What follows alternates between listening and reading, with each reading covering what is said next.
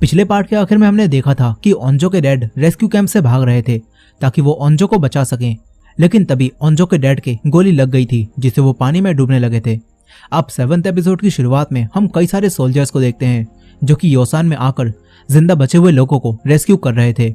इधर हम ओंजो के डैड को देखते हैं जो कि पानी से बाहर आ जाते हैं और हमें पता चलता है कि गोली बस उन्हें छूकर निकली थी, जिससे अब उनकी जान बच गई है। अब ओंजो के डैड छुपकर आगे बढ़ने लगते हैं। वहीं स्कूल में बाकी सभी उसी रूम में छुपे हुए थे। यहाँ नामरा को गुइनाम ने काट लिया था, इसीलिए सोयोक नामरा के साथ सबसे दूर बैठा हुआ था। यहाँ अब सोयोक नामरा को बता देता है कि वो उसे पसंद करता है। नामरा भी सोयोक से कहती है कि मैं भी तुम्हें पसंद करती हूँ। इसके बाद हम फिर से उंजी को देखते हैं। उंजी को भी ज़ॉम्बीज़ ने काट लिया था, लेकिन वो कोई ज़ॉम्बी नहीं बनी थी। अब उंजी को एक रूम से कुछ आवाजें आती हैं। उंजी उस क्लासरूम में जाती है तो यहाँ उसे एक टीचर मिलते हैं जो कि यहाँ छुपे हुए थे। उंजी को बहुत भूख लगी थी और वो अपने ऊपर कंट्रोल नहीं कर पाती और यहाँ रखी फिश को जिंदा ही खा जाती है। इससे हमें पता चलता है कि ज़ॉम्बीज़ के काटने के बाद उंजी ज़ॉम्बी तो नहीं बनी, लेकिन उसके अंदर भी कई चीजें बदल चुकी हैं। अब ये देखकर वो टीचर समझ जाते हैं कि उंजी का दिमाग खराब हो चुका है। वो उंजी पर हमला करते हैं, लेकिन इससे उंजी को कुछ भी नहीं होता। इसके बाद उंजी भी एक ज़ॉम्बी की तरह उन टीचर को खाने लगती है। इधर नामरा की भी सुनने की शक्ति बढ़ गई थी, जिससे उसे बाहर की आवाजें आने लगती हैं। यही उसी रूम में उंजी को अब वॉमिट होने लगती है। वो टीचर उंजी के काटने के बाद अब एक ज़ॉम्बी बन जाते हैं। यही नामरा महसूस कर पा रही थी कि उसकी सुनने की शक्ति बढ़ चुकी है। नामरा सबसे कहती है कि हमें यहाँ से चले जाना चाहिए, यहाँ खतरा बढ़ रहा है। इसके बाद ये सभी लोग यहाँ से बाहर निकलने का प्लान बनाते हैं। वहीं बाहर हम गुइनाम को देखते हैं जो कि अब भी जिंदा था। गुइनाम को भी ज़ॉम्बीज़ ने काट लिया था, लेकिन उसने भी खुद को कंट्रोल कर रखा था, जिसके बाद से वो भी ताकतवर हो गया है। अब गुइनाम को एक आवाज सुनाई आती है। गुइनाम आवाज का पीछा करता है और अपने बुली गैंग के बॉस के पास पहुंच जाता है। वो लड़का गुइनाम को नॉर्मल समझ रहा था और उससे कहता है कि तू उधर की तरफ भाग और मैं कैंटीन की तरफ भागता हूँ, जिससे ज़ॉम्बीज़ कंफ्यूज हो जाएंगे और हम लोग कैंटीन में मिलेंगे। गुइनाम समझ जाता है कि ये तेज चल रहा है और मुझे खतरे में डाल रहा है। गुइनाम ये करने से मना कर देता है। इस पर वो लड़का कहता है कि मैं तुझसे ज्यादा ताकतवर हूँ और मैं बॉस भी हूँ, तुझे मेरी बात माननी होगी। लेकिन ये सुनकर गुइनाम बाहर आता है और उस लड़के को बाहर निकालकर उसका हाथ पकड़ लेता है और कहता है कि देख अब कौन ज्यादा ताकतवर है। इसके बाद गुइनाम उसे ज़ॉम्बीज़ को खिला देता है। फिर गुइनाम चोंगसान को मारने का फैसला करता है और चोंगसान के पास जाने लगता है। यहीं उसी रूम में ये सभी लोग रूम में रखी चीजों से रूम को 2 हिस्सों में बांटने लगते हैं, जिसके बाद ये लोग यहाँ म्यूजिक बजा देंगे और जब एक तरफ से ज़ॉम्बीज़ अंदर आएंगे तो ये सब दूसरी तरफ से भागकर बिल्डिंग की छत पर चले जाएंगे। अब ये सब अपने प्लान को अंजाम देने लगते हैं। इधर ओंजो के डैड सोल्जर से छुपते हुए एक खाली पड़े पुलिस स्टेशन में पहुंच जाते हैं, लेकिन यहाँ इन्हें ज़ॉम्बी दिखते हैं। वो यहाँ से बंदूक और गोलियां उठाते हैं और ज़ॉम्बीज़ को मारकर आगे जाने लगते हैं। यहीं क्लासरूम में ये सब लोग उस रूम को 2 हिस्सों में बांट रहे थे। वहीं दूसरी तरफ स्कूल में मिंजी और हारी अपने दोस्तों के साथ आर्चरी रूम में थी। यहाँ इनके दोस्त को चोट लग गई थी, इसीलिए ये लोग उसे उठाकर बाहर ले जाने लगते हैं। मगर तभी कई सारे ज़ॉम्बीज़ इनकी तरफ भागते हुए आते हैं, इसीलिए ये लोग वापस अंदर आकर छुप जाते हैं। दूसरी तरफ वही डिटेक्टिव उसी आदमी के साथ चोंगसान की मॉम के रेस्टोरेंट में छुपा हुआ था। यहाँ इनके साथ एक छोटी बच्ची और हीसू का बेबी भी था और अब ये चारों यहाँ से भागते हैं। तभी इनके पीछे ज़ॉम्बीज़ आने लगते हैं। ये लोग ज़ॉम्बीज़ से बचकर भागते हैं, लेकिन तभी इन्हें एक घर की छत पर वही व्लॉगर मिलता है जो कि यहाँ ज़ॉम्बीज़ के साथ कोलैब करने आया था, लेकिन ज़ॉम्बीज़ उसे खाने के लिए उसके पीछे पड़ चुके थे, जिसके बाद वो व्लॉगर इस घर की छत पर आकर फंस गया। अब वो व्लॉगर डिटेक्टिव को देखकर उनसे मदद मांगता है। डिटेक्टिव उसे बचाने के लिए नीचे उतरते हैं, लेकिन तभी दूसरा लड़का उन्हें यहीं छोड़कर भाग जाता है। वहीं क्लासरूम में चियोंगसान और बाकी सभी ने रूम को 2 हिस्सों में बांट दिया था और अब ये लोग एक तरफ के दरवाजे को खोल देते हैं, जिससे ज़ॉम्बीज़ अंदर आने लगते हैं। ये लोग यहाँ म्यूजिक भी प्ले कर देते हैं, जिससे इस फ्लोर पर मौजूद सारे ज़ॉम्बी म्यूजिक की आवाज सुनकर अंदर आने लगते हैं। लेकिन अब भी कई सारे ज़ॉम्बी बाहर थे, इसलिए ये सब लोग यहाँ रखी चीजों को जोर जोर से बजाते हैं, जिससे सारे ज़ॉम्बी इस रूम में आ जाते हैं। ये लोग अपने बनाए बेस से उन्हें रोक रहे थे क्योंकि ज़ॉम्बीज़ अभी भी बाहर थे, लेकिन अब इनके बेस पर वजन ज्यादा होने की वजह से वो गिरने लगता है। वहीं दूसरी तरफ हम सोल्जर्स के कमांडर को देखते हैं। यहाँ अब वही पॉलिटिशियन जो ओंजो के डैड के साथ रेस्क्यू होकर यहाँ आई थी, वो कमांडर को बुलाती है और उन्हें बताती है कि हमारा एक फायर फाइटर स्कूल में अकेले ही बच्चों को बचाने गया है और बच्चे अभी भी स्कूल में फंसे हुए हैं, इसलिए आपको तुरंत ही एक रेस्क्यू टीम को बच्चों को बचाने स्कूल में भेजना होगा। ये जानकर कमांडर अपने साथी से पता करते हैं कि अब तक हम स्कूल से कितने बच्चों को बचा चुके हैं। इस पर उनका साथी उन्हें बताता है कि हमने अब तक स्कूल से किसी भी बच्चे को नहीं बचाया। ये सुनकर कमांडर तुरंत ही रेस्क्यू टीम को योसान स्कूल भेजने का ऑर्डर देते हैं। इधर स्कूल में ये सब देखते हैं कि रास्ता अब साफ हो चुका है, इसलिए अब ये सब लोग उस रूम से बाहर निकलकर बिल्डिंग की छत की तरफ भागते हैं। लेकिन गुइनाम भी इनकी तरफ ही बढ़ रहा था। क्लासरूम में वो सारे ज़ॉम्बीज़ भी बाहर निकलकर इनकी तरफ आने लगते हैं। अब तभी ही एक रेस्क्यू टीम भी यहाँ आ जाती है। इधर ये सब छत पर जाने के दरवाजे के पास पहुंच जाते हैं, लेकिन ये देखते हैं कि दरवाजा तो दूसरी तरफ से लॉक है, क्योंकि इस वक्त छत पर उंजी का वही डरपोक दोस्त छुपा होता है। ये लोग दरवाजा खोलने की कोशिश करते हैं, लेकिन वो नहीं खुलता। उंजी का दोस्त भी दरवाजा नहीं खोलता। इधर नामरा ज़ॉम्बीज़ की आवाज सुनकर सबसे कहती है कि ज़ॉम्बीज़ हमारी तरफ आ रहे हैं। ये सुनकर कुछ लोग ज़ॉम्बी से फाइट करने के लिए तैयार हो जाते हैं। ज़ॉम्बी जब ऊपर आते हैं तो ये लोग ज़ॉम्बी को रोकने लगते हैं। यहीं कुछ लोग दरवाजा तोड़ने की कोशिश कर रहे थे, लेकिन वो नहीं खुलता। यहीं छत पर रेस्क्यू टीम उंजी के दोस्त को देख लेती है। वो यहाँ आकर उसे बचाकर ले जाने लगती है। इधर सभी लोग ज़ॉम्बी से लड़ रहे थे, तभी गुइनाम चोंगसान को मारने ऊपर आ जाता है। वहीं नीचे उंजी अब आराम से स्कूल से बाहर जा रही थी। अब एक एक करके उंजी के सामने वही सारे लोग आते हैं जिन्होंने उंजी को काफी परेशान किया था, लेकिन अब वो सभी ज़ॉम्बी बन चुके थे। मगर उंजी के लिए ये काफी नहीं था। उसने इस स्कूल में काफी कुछ सहा था, इसीलिए अब वो दोबारा से अंदर आती है और स्कूल के अंदर आग लगा देती है। यहीं गुइनाम चोंगसान के पास पहुंच चुका था। चोंगसान उस पर हमला करता है, लेकिन उसे कुछ भी नहीं होता। फिर वो चोंगसान को मारने लगता है। तभी नामरा की सनक जाती है, उसकी एक आंख लाल होती है और वो गुइनाम को एक हाथ से उठाकर नीचे फेंक देती है। यहीं छत पर उंजी का दोस्त रेस्क्यू टीम से कहता है कि यहाँ सारे बच्चे ज़ॉम्बी बन चुके हैं और मैं ही अकेला बचा हूँ। ये सुनकर रेस्क्यू टीम बिना कुछ देखे ही सिर्फ इसे ही यहाँ से ले जाने लगती है। तभी उंजी के नीचे आग लगाने की वजह से इमरजेंसी अलार्म बजने लगते हैं और ये दरवाजा खुद ही अनलॉक हो जाता है। ये सभी लोग तुरंत छत पर आते हैं। इन्हें हेलीकॉप्टर जाता हुआ दिखता है। ये सब उसे आवाज लगाते हैं, लेकिन हेलीकॉप्टर की तेज आवाज की वजह से रेस्क्यू टीम तक इनकी आवाज नहीं पहुंच पाती। लेकिन उंजी का डरपोक दोस्त इन्हें देख लेता है, मगर वो मतलबी रेस्क्यू टीम को ये नहीं बताता। यहीं गुइनाम दरवाजा तोड़ने की कोशिश कर रहा था, लेकिन उसका हाथ ही खुद टूट जाता है, इसीलिए वो वापस चला जाता है। नीचे पानी से आग बुझने लगती है। यहीं उंजी अब बाहर आती है और एक साइकिल उठाकर यहाँ से जाने लगती है। इधर छत पर चोंगसान समझ जाता है कि ज़ॉम्बीज़ के काटने के बाद गुइनाम ने खुद को ज़ॉम्बी बनने से कंट्रोल कर लिया है, जिससे उसकी शक्ति बढ़ गई है और इसी वजह से वो मर नहीं रहा। चोंगसान सुयोग से कहता है कि शायद नामरा भी उसी के जैसी हो जाएगी। सुयोग कहता है कि ठीक है। इसके बाद ये सब लोग छत पर SOS का साइन बनाते हैं ताकि रेस्क्यू टीम इन्हें ऊपर से भी देख सके। यहीं ओंजो के डैड ज़ॉम्बीज़ से बचते हुए लगातार आगे बढ़ रहे थे। वहीं डिटेक्टिव उसी व्लॉगर के साथ उस घर की छत पर फंस चुके थे। ये लोग उन ज़ॉम्बीज़ को आवाज से भटकाने की कोशिश कर रहे थे। तभी इनका वही साथी जो कि इन्हें छोड़कर भाग गया था, वो अब बस लेकर यहाँ आ जाता है। ये देखकर ये दोनों बस के ऊपर कूदते हैं। इसके बाद ये लोग बस से आगे बढ़ने लगते हैं। वहीं स्कूल की छत पर वो सब बातें कर रहे थे। तभी शाम होने वाली थी, इसीलिए ये लोग लकड़ियों को घिसकर आग जलाने लगते हैं, लेकिन कई कोशिशों के बाद भी आग नहीं जलती। तभी नामरा इन्हें अपना लाइटर निकाल कर देती है और कहती है कि मुझे कभी कभी स्मोक करने की आदत है। सभी लोग ये सुनकर चौंक जाते हैं, क्योंकि ज़ॉम्बी वायरस फैलने से पहले सभी लोगों को नामरा अकेली रहने वाली एक टॉपर लड़की लगती थी, लेकिन वो तो कुछ और ही है। खैर ये सब अब आग जलाते हैं। अब रात हो जाती है। डिटेक्टिव उसी बस के साथ आगे बढ़ रहे थे। तभी इनकी बस उंजी से टकरा जाती है। डिटेक्टिव तुरंत ही बाहर आकर उंजी को देखते हैं, लेकिन उंजी को कुछ भी नहीं होता। डिटेक्टिव उंजी से कहते हैं कि अगर तुम ठीक हो तो हमारे साथ चलो, हम लोग रेस्क्यू कैंप की तरफ जा रहे हैं। तभी यहाँ सोल्जर्स भी आ जाते हैं। डिटेक्टिव उनसे कहते हैं कि मुझे कुछ मत करना, मैं एक डिटेक्टिव हूँ। ये देखकर सोल्जर्स इन्हें यहाँ से रेस्क्यू कैंप की तरफ ले जाने लगते हैं। वहीं आर्चरी रूम में वो चारों फंसे हुए थे। यहाँ अब मिंजी हारी से तीरंदाजी की ट्रेनिंग लेने लगती है ताकि आगे इससे वो ज़ॉम्बीज़ को मार सके। वहीं छत पर वो सभी लोग आग के चारों तरफ बैठे हुए थे। ये लोग अब अपना मूड ठीक करने के लिए गाना गाते हैं। वहीं नीचे अब नायोन उस रूम के स्टोर रूम से बाहर आती है। यहाँ कोई भी नहीं था। नायोन को यहाँ वही कैमरा मिलता है। नायोन उस कैमरा को उठाकर स्टोर रूम में आकर उन सभी की वीडियो देखने लगती है। यहाँ अब नायोन को एहसास होता है कि उसने बाकी सबके साथ काफी गलत किया था, इसीलिए वो यहाँ से फूड उनके लिए ले जाने लगती है। लेकिन तभी उसे याद आता है कि जब उसने ग्योंगसू को ज़ॉम्बी बनाया था तो सबने उसके साथ कितना बुरा बिहेव किया था। इसीलिए अब नायोन उन सभी लोगों का सामना करने की हिम्मत नहीं जुटा पाती और यहीं बैठ जाती है। लेकिन फिर उसे याद आता है कि मिस पार्क ने उसे बचाने के लिए खुद की जान सेक्रीफाइस कर दी थी, और जब वो ज़ॉम्बी बन रही थी तो उन्होंने कहा था कि नायोन तुम सबके पास वापस चले जाना और उन लोगों से माफी मांग लेना, सब पहले जैसा हो जाएगा। इसीलिए अब नायोन उनके सेक्रीफाइस को बचाने और मिस पार्क की बात मानकर सभी लोगों के सामने जाने का फैसला करती है। वो दोबारा खाना उठाती है और बाहर आती है, मगर अब नायोन के सामने गुइनाम आ जाता है और गुइनाम को भी काफी तेज भूख लगी थी। वो अपनी भूख पर कंट्रोल नहीं कर पाता और नायोन को ही मारकर खा जाता है। वहीं छत पर सभी लोग अपने दिल की बातें कर रहे थे। यहाँ सभी एक दूसरे को बताते हैं कि वो किसे पसंद करते हैं। चोंगसान भी ओंजो को बता देता है कि वो ओंजो को पसंद करता है। ओंजो ये सुनकर यहाँ से उठकर दूसरी तरफ चली जाती है। चोंगसान उसके पास आता है और उससे बात करता है। चोंगसान ओंजो से पूछता है कि क्या तुम मुझे पसंद नहीं करती? ओंजो कुछ भी जवाब नहीं दे पाती।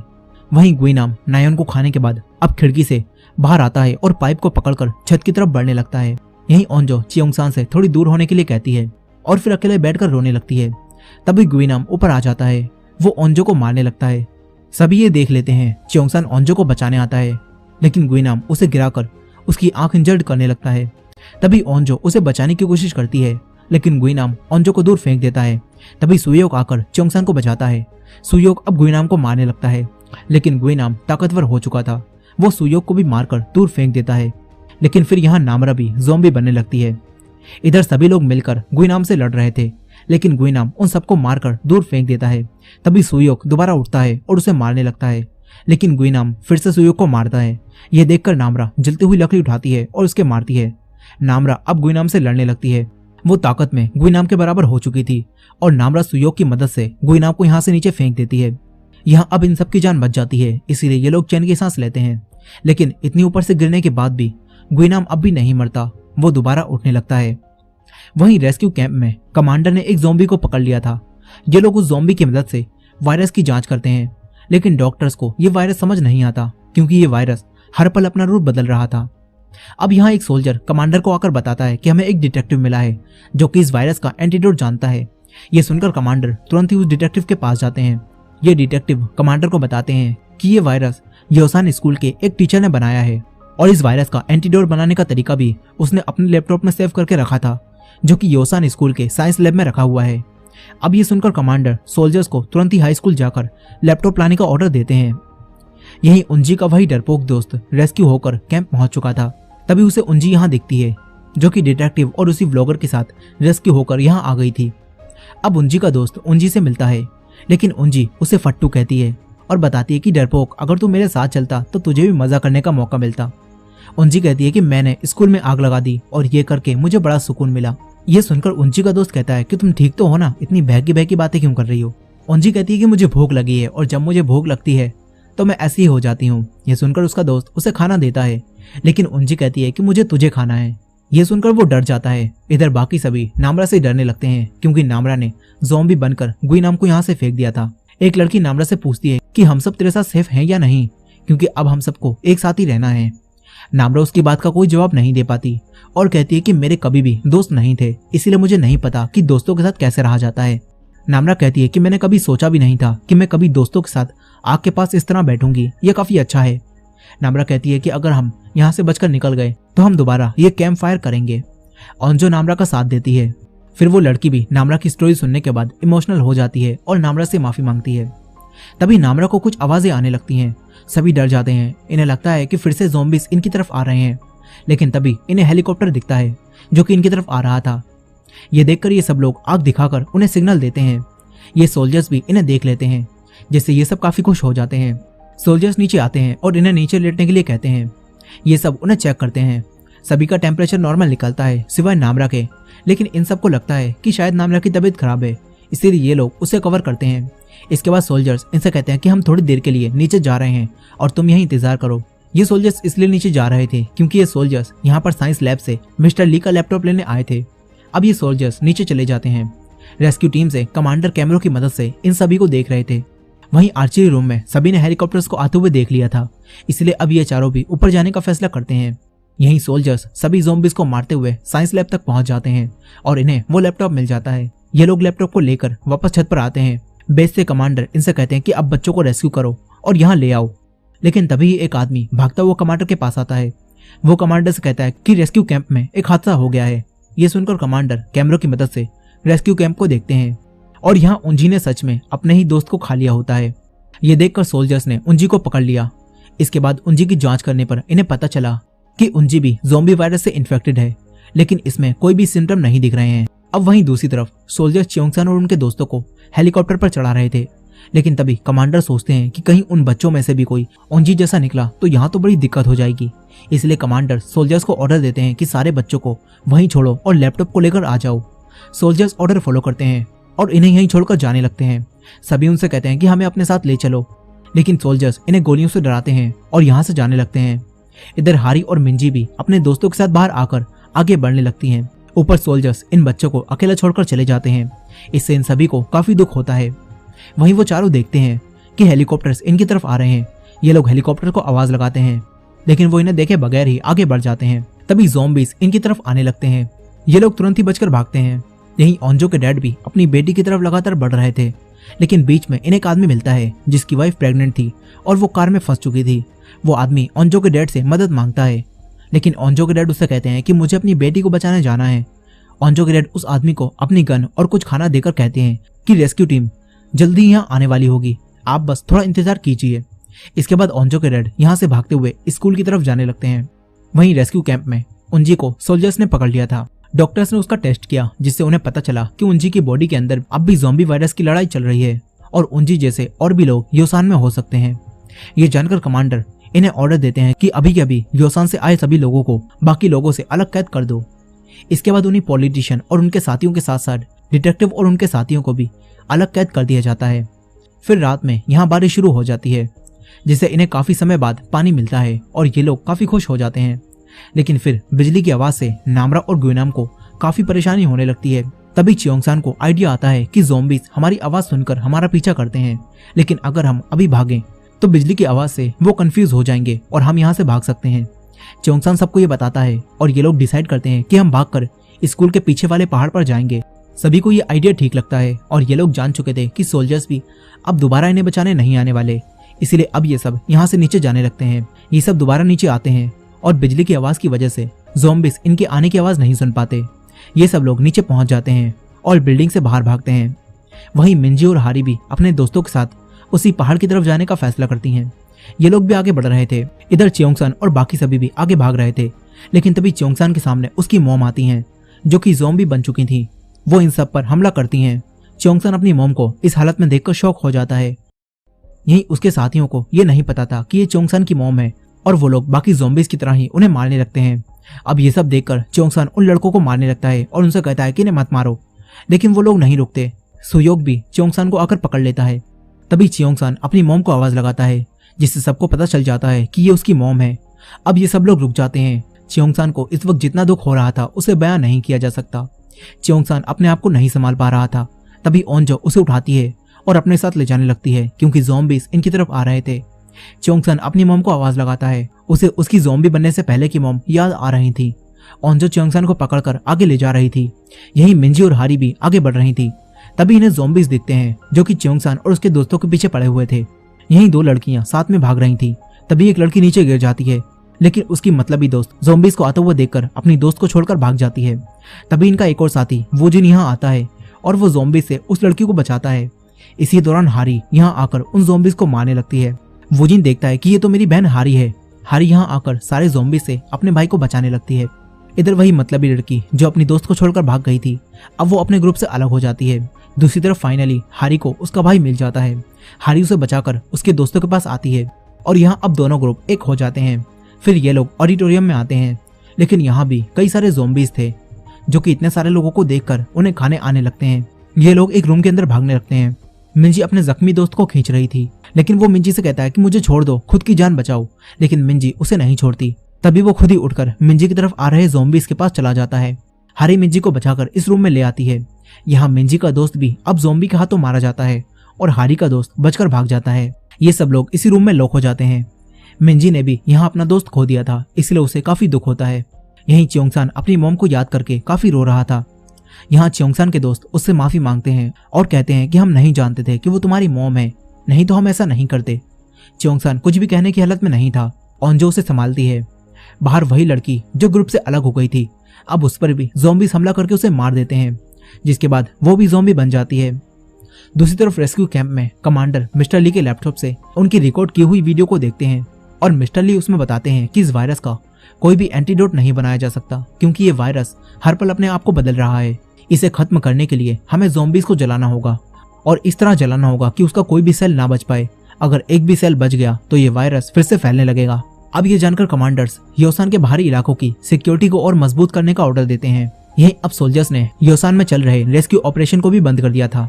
वहीं पॉलिटिशियन के पास उनकी पार्टी के लीडर आते हैं और उन्हें पार्टी से इस्तीफा देने के लिए कहते हैं, क्योंकि अब योसान के अंदर कुछ तो बड़ा होने वाला है। अब अगली सुबह हम फिर से ओंजो के डैड को देखते हैं, जो कि लगातार ही आगे बढ़ रहे थे, लेकिन स्कूल के पास अब तक नहीं पहुंचे थे। यही स्कूल में अब ये सब लोग छत से निकलकर दूसरी तरफ फंस चुके थे। च्योंगसान ने खुद को संभाल लिया था। ओंजो अभी भी उसके साथ थी और उसे दिलासा दे रही थी कि सब ठीक हो जाएगा। यहीं ओंजो के डैड उसी पहाड़ के जरिए स्कूल की तरफ आने लगते हैं। वो पेड़ों पर अपनी निशानी लगा रहे थे जिससे वो रास्ता ना भटके। यहीं सभी लोग अब परेशान बैठे हुए थे। तभी हारी का भाई अपनी बहन से बात करने लगता है, लेकिन हारी के भाई का दोस्त डेसू हारी के पास आता है और हारी से कहता है कि मैं तुम्हें बहुत पसंद करता हूँ। हारी उससे कहती है कि तू ही डेसू है ना जो मेरे भाई को साले साहब कहता है। हारी अब उठती है और डेसू को बजाने लगती है। डेसू अब यहाँ रखी चीजों के पीछे छुपता है। तभी ये देखकर सुयो को एक आइडिया आता है। इधर गुइनाम च्योंगसान को मारने के लिए दोबारा छत पर आता है, लेकिन उसे यहाँ कोई भी नहीं मिलता। वहीं सुयोक सबसे कहता है कि हम इन चीजों को इस्तेमाल करके एक हिलने वाली शील्ड बना सकते हैं। उसकी मदद से हम ज़ॉम्बी से बच सकते हैं। सभी को ये आइडिया ठीक लगता है और ये सब लोग यहाँ रखी चीजों की मदद से बैरिकेड्स बनाने लगते हैं। वहीं दूसरी तरफ कमांडर को अब पता चलता है कि योसान से ज़ॉम्बीज दूसरे इलाके में भी घुसना शुरू हो चुके हैं। ये जानकर कमांडर तुरंत ही उन इलाकों को खाली करवाने का ऑर्डर देते हैं। इधर इस रूम में ये सब लोग अपनी बॉडी को कवर करते हैं और बाहर आ जाते हैं। ये सब बैरिकेड्स को बाहर लेकर आते हैं और खुद उसके अंदर चले जाते हैं, लेकिन ज़ॉम्बीज बैरिकेड्स के अंदर हर तरफ से आने की कोशिश करते हैं। ये लोग ज़ॉम्बीज को मारते हैं और बैरिकेड्स को धक्का देकर आगे ले जाने लगते हैं, लेकिन ज़ॉम्बीज ऊपर चढ़ रहे थे। तभी एक लड़की को एक ज़ॉम्बी पकड़ लेता है। एक लड़का उसे बचाता है, लेकिन ज़ॉम्बी उसे काट लेते हैं। ये देखकर अब वो लड़का समझ जाता है कि मैं भी ज़ॉम्बी बन जाऊंगा, इसलिए अब वो लड़का खुद ही बाहर जाता है और ज़ॉम्बीज को हटाकर इन्हें आगे बढ़ने का रास्ता देता है। वो लड़का इन्हें बचाने के लिए खुद की जान सैक्रिफाइस कर देता है। ये सब लोग बैरिकेड्स के साथ आगे बढ़ते हैं, लेकिन ज़ॉम्बीज अब भी इनके पास आ रहे थे। दूसरी तरफ कमांडर को पता चलता है कि अगर वो ज़ॉम्बीज को नहीं मारेंगे तो ज़ॉम्बीज बाकी शहरों में भी फैल जाएंगे। ये जानकर कमांडर अब डिसाइड करते हैं कि वो योसान पर बम गिराकर सारे ज़ॉम्बीज को जलाकर खत्म कर देंगे। अब इसके बाद हम फिर से ओंजो के डैड को देखते हैं। वो स्कूल के पास पहुंच चुके थे। इधर ये सभी लोग बैरिकेड्स की मदद से ऑडिटोरियम के पीछे वाले दरवाजे तक पहुंच जाते हैं। ओंजो और सोयोक दरवाजा खोलने की कोशिश करते हैं। बाकी सभी ज़ॉम्बीज को रोक रहे थे। तभी सोयोक भी ज़ॉम्बीज को रोकने चला जाता है। ओंजो अकेले ही दरवाजा खोलने की कोशिश कर रही थी। तभी दरवाजा खुलता है और उसके डैड उसके सामने आ जाते हैं। ओंजो अपने डैड को देखकर काफी खुश होती है। ये सब लोग तुरंत यहाँ से बाहर आते हैं। इधर गुइनाम च्योंगसान को ढूंढते हुए आर्चरी रूम में पहुंच जाता है, लेकिन यहाँ भी उसे च्योंगसान नहीं मिलता। यहाँ गुइनाम को हारी का दोस्त मिलता है। गुइनाम उसे च्योंगसान के बारे में पूछता है। यहीं च्योंगसान और बाकी सभी बाहर आ चुके थे। ओंजो के डैड सबसे कहते हैं कि हम पहाड़ के दूसरी तरफ जाकर बच सकते हैं। अब तभी इन सभी लोगों की तरफ भी ज़ॉम्बीज आने लगते हैं। ये लोग पहाड़ की तरफ भागते हैं और भागते हुए एक ग्राउंड में आ जाते हैं, लेकिन ज़ॉम्बीज चारों तरफ से अंदर आने लगते हैं। ये सब लोग ज़ॉम्बीज को मारते हैं। तभी ओंजो के डैड सारे ज़ॉम्बीज को अपनी तरफ बुलाते हैं। यहाँ ये सब दूसरी तरफ से बाहर निकलने लगते हैं। ओंजो के डैड च्योंगसान से ओंजो को बाहर ले जाने के लिए कहते हैं और दूसरी तरफ जाकर ज़ॉम्बीज को अपनी तरफ बुलाते हैं। ओंजो अपने डैड के लिए काफी परेशान थी। तभी सुयोक और च्योंगसान ओंजो को बाहर ले जाते हैं। ओंजो के डैड खुद को अंदर लॉक कर लेते हैं क्योंकि उन्हें भी ज़ॉम्बीज ने काट लिया था। ओंजो के डैड ओंजो और बाकी सबसे यहाँ से भागने के लिए कहते हैं। ओंजो के डैड को भी ज़ॉम्बीज खाने लगते हैं। सभी लोग ज़ॉम्बीज से बचकर भागते हैं और एक बिल्डिंग में आ जाते हैं। यहाँ अभी काम चल रहा था, लेकिन यहाँ भी ज़ॉम्बीज थे, इसीलिए ये सब लोग बिल्डिंग के ऊपर आकर छुपते हैं। यहाँ अब ओंजो ने अपने डैड को खो दिया था और उसका भी वही हाल हो जाता है जो कुछ समय पहले च्योंगसान का था। च्योंगसान उसके दुख को समझ सकता था, इसीलिए वो ओंजो को संभालता है। वहीं ओंजो के डैड भी अब ज़ॉम्बी बन चुके थे। यहीं गुइनाम ने उस लड़के को काटकर उससे पता कर लिया था कि च्योंगसान और बाकी सभी कहाँ गए हैं। इसके बाद वो लड़का भी ज़ॉम्बी बन जाता है। इधर ये सब लोग दोबारा एक और जगह आकर फंस चुके थे। यहाँ अब हारी और मिंजी आगे देखने जाती हैं कि यहाँ से बाहर निकलने का रास्ता कहाँ है। यहाँ ओंजो ने खुद को संभाल लिया था। दूसरी तरफ गुइनाम भी अब इनकी तरफ आने लगा था। वहीं कमांडर ने अब डिसाइड कर लिया था कि ये सब लोग 4 जगहों पर ड्रोन की मदद से विस्फोट करेंगे। कमांडर सोल्जर से कहते हैं कि बम गिरने से पहले योसान में बम गिरने की अनाउंसमेंट करते रहो ताकि अगर कोई भी जिंदा हो तो वो बचकर निकल जाए। अब इसके बाद हम फिर से बाकी सबको देखते हैं। यहाँ नामरा भी ज़ॉम्बी बन रही थी। उसका खुद से कंट्रोल हट रहा था। वो सुयोक को काटने वाली थी, लेकिन वो खुद को कंट्रोल करके अपने ही हाथ पर काट लेती है। ये देखकर सुयोक नामरा को शांत कराता है। इसके बाद नामरा को बम गिरने की अनाउंसमेंट सुनाई देती है। नामरा सबको बताती है कि शहर में बम गिरने वाले हैं और हमें यहाँ से निकलना होगा। ये जानकर ये सभी लोग घबरा जाते हैं। इधर कमांडर ने कई सारे ड्रोन शहर की तरफ भिजवा दिए थे, जिससे तेज आवाज निकल रही थी और ज़ॉम्बीज ड्रोन का पीछा करने लगे थे। दूसरी तरफ गुइनाम फिर से च्योंगसान के पास पहुंच जाता है। गुइनाम इस बार च्योंगसान को पकड़कर मारने लगता है। वो च्योंगसान के हाथ पर काट लेता है। तभी ड्रोन से निकलने वाली आवाज नामरा और गुइनाम को सुनाई देती है, जिसे वो बर्दाश्त नहीं कर पाते। मौके का फायदा उठाकर च्योंगसान गुइनाम को नीचे गिरा देता है। यहीं शहर के सारे ज़ॉम्बीज 4 जगहों पर इकट्ठा हो चुके थे। और ये देखकर कमांडर उन जगहों पर बॉम्ब गिराने का ऑर्डर देते हैं। इधर च्योंगसान को ग्विनाम ने काट लिया था, इसीलिए अब वो जानता था कि वो भी ज़ॉम्बी बन जाएगा। च्योंगसान ये सब समझ जाता है। ओंजो च्योंगसान को दिलासा देती है कि तुम्हें कुछ भी नहीं होगा, लेकिन अब च्योंगसान ओंजो और बाकी सबको बचाने के बारे में सोचता है। च्योंगसान ओंजो को अपना नेम टैग देता है और उससे कहता है कि इसे हमेशा अपने पास रखना। च्योंगसान के पास ओंजो का नेम टैग पहले से ही होता है। अब च्योंगसान ओंजो को गले लगाता है और आखिरी गुड बाय कहकर सुयोक को उसके हाथों में सौंपता है और बिल्डिंग के अंदर चला जाता है। च्योंगसान सारे ज़ॉम्बीज को अपनी तरफ बुलाता है और सारे ज़ॉम्बीज उसके पीछे आने लगते हैं। इससे बाकी सबका रास्ता साफ हो जाता है और ये सब लोग यहाँ से भागते हैं। च्योंगसान सारे ज़ॉम्बीज को अपने पीछे बिल्डिंग की छत पर ले जा रहा था। अब छत तक पहुंचकर च्योंगसान एक जगह पर जाकर खड़ा हो जाता है जहां ज़ॉम्बीज उस तक नहीं पहुंच पाते और नीचे गिरने लगते हैं। इधर ग्विनाम अब भी नहीं मरा था और वो दोबारा उठकर ऊपर आने लगता है। यहीं बाकी सब बिल्डिंग से बचकर निकल जाते हैं, लेकिन ग्विनाम फिर से च्योंगसान के पास पहुंच जाता है। यहाँ च्योंगसान उससे कहता है कि तू खुद को हीरो समझ रहा होगा, लेकिन असल में तू फट्टू और लूजर है। अब च्योंगसान यहाँ मट्टी उठाता है और उसकी आंखों में डालकर उसे मारने लगता है। इन दोनों के बीच यहाँ एक तगड़ी फाइट होती है, लेकिन ग्विनाम च्योंगसान को मार रहा था। ग्विनाम अब च्योंगसान की भी आंख इंजर्ड कर देता है और अपना बदला ले लेता है। च्योंगसान काफी तड़पने लगता है। तभी कमांडर चारों जगहों पर बम गिरवा देते हैं, जिससे योसान में धमाके होते हैं। इनका स्कूल जलकर तबाह हो जाता है और बॉम्ब की आग उसी बिल्डिंग की तरफ भी आती है। च्योंगसान ग्विनाम को अपनी शील्ड बनाकर नीचे गिर जाता है। इधर इन सब के ऊपर भी धमाके में उड़े पत्थर आकर गिरते हैं, लेकिन ये सब लोग अपने आप को बचा लेते हैं। यहीं इन सोल्जर्स के कमांडर इतना भयानक नजारा देखने के बाद फ्रीज हो जाते हैं।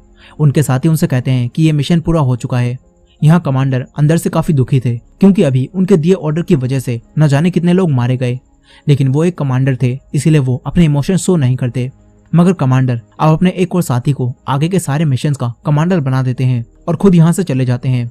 वो पॉलिटिशियन के पास आते हैं और उन्हें बताते हैं कि हमने योसान पर बम गिराए हैं। ये सुनकर वो पॉलिटिशियन कमांडर का गिरबान पकड़ लेती हैं और उनसे कहती हैं कि तू एक मर्डरर है, तूने न जाने कितने लोगों को मार दिया।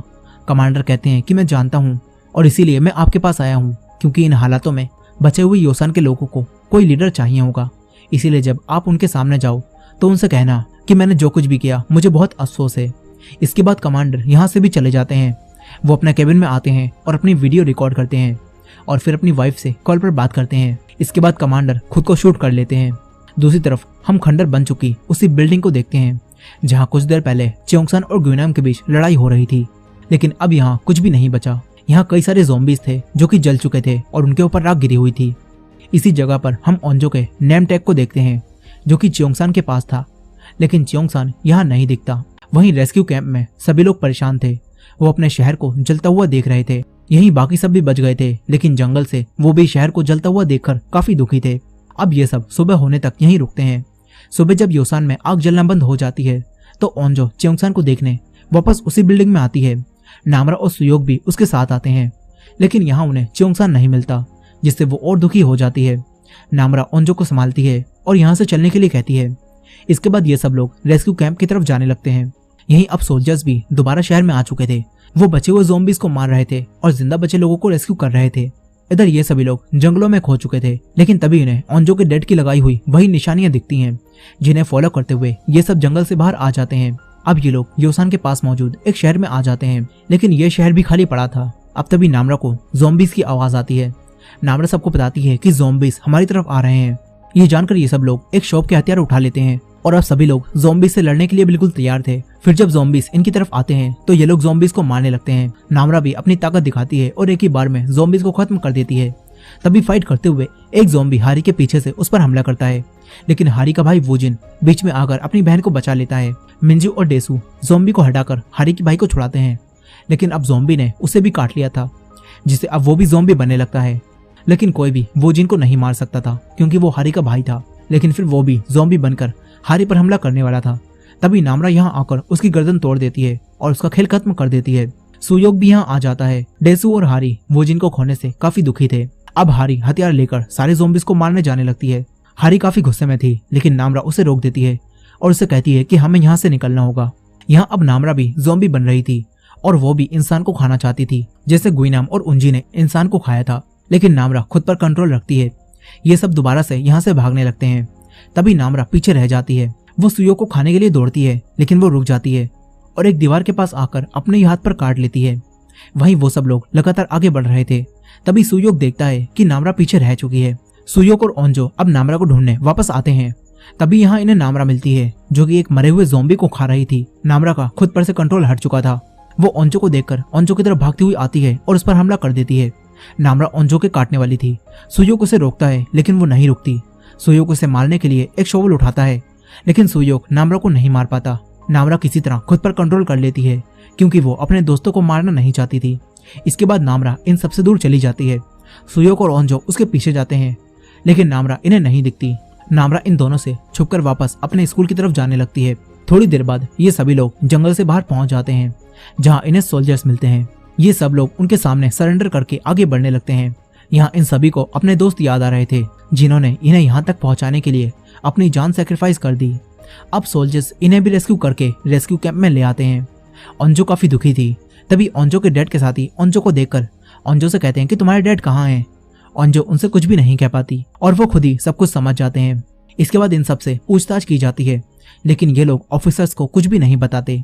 फिर इन लोगों को भी योसान के बाकी लोगों के साथ कैद कर दिया जाता है। धीरे धीरे समय बीतता है और हम 3 महीने बाद का सीन देखते हैं, जहां अब हालात ठीक होने लगे थे।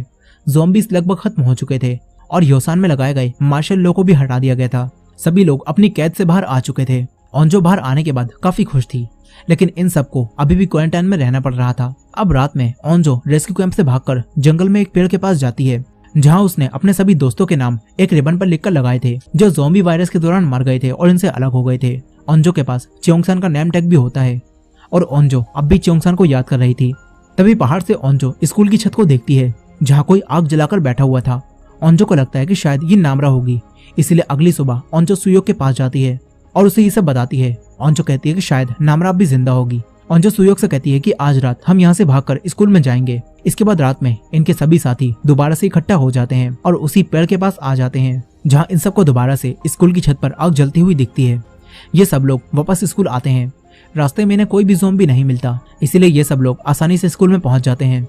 पूरा स्कूल तबाह हो चुका था और ये देखकर इन्हें काफी दुख होता है। फिर ये सब लोग स्कूल की छत पर आते हैं, जहाँ इन्हें आग जलती हुई मिलती है। इसके बाद इन सभी लोगों के सामने नामरा आती है, जो कि अब भी जिंदा थी। नामरा काफी खुश थी और उसने अपने ऊपर पूरी तरह से कंट्रोल भी कर लिया था। सभी लोग नामरा को देखकर खुश हो जाते हैं। वो नामरा से कहते हैं कि तुम भी हमारे साथ चलो, अब सब ठीक हो रहा है। लेकिन नामरा कहती है कि यहाँ पर मैं अकेली नहीं हूँ, बल्कि मेरे जैसे ही कई सारे और भी लोग यहाँ हैं, जिन्हें ज़ॉम्बी ने काटा था, लेकिन उन्होंने खुद पर कंट्रोल कर लिया है। नामरा इनसे कहती है कि देखो वो सब आ गए। अब नामरा भागती हुई बिल्डिंग से डायरेक्ट नीचे कूद जाती है और ये देखकर ये सब लोग चौंक जाते हैं। और इसी एंडिंग के साथ all of us are dead का सीजन 1 यहीं खत्म हो जाता है।